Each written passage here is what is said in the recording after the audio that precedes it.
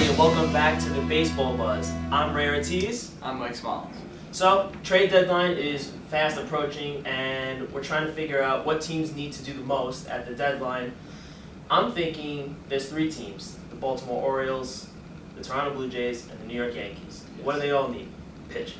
It's going to be a good race. It's going to be a great race, and I think that whoever lands a big-time ace or gets any kind of pitching help could really be giving themselves the advantage there. One guy I think that could help out for all these teams is Cole Hamels on the Phillies. Yeah, absolutely. What do you think of Hamels? I think he'd be a solid addition to any of the teams if the Phillies decide to move him. Even his teammate Cliff Lee could be on the move. Could end up in the AL East as well. Which of those two guys do you think is the better target? I'd probably go with Cole Hamels. A little bit younger, Yeah. a little slightly less expensive, and a little more durable at this point. Absolutely. But the trade deadline is not just about teams trying to make a World Series playoff push. There are teams who aren't contending this year that can really do things to build their future. I know you in particular have been hearing some rumors, and I'm curious what your thoughts are on them.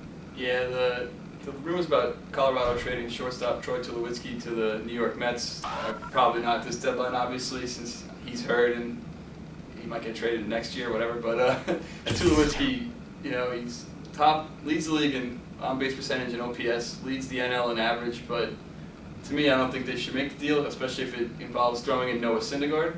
To me, you can never have enough young pitching. Yes. And the Mets know that proven. with Matt Harvey. Look at the Marlins with Jose Fernandez. Just you could go on and on down the list, but so Syndergaard's ERA is in the 5s right now in AAA. He's not doing that great, but I don't think they should deal him if they're going to go after Tulo. And also, as great as Tulo is, he does not have great splits outside of Coors Field, Yes. which I think that's a little overblown, but at the same time, Citi Field's certainly not a hitter's park. No.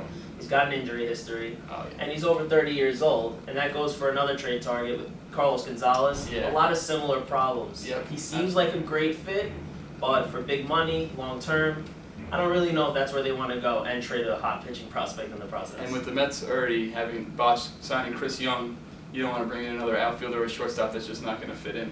And, for my takeaway this week, a little more trade deadline stuff. Some of the great teams, their best moves aren't necessarily the big stars.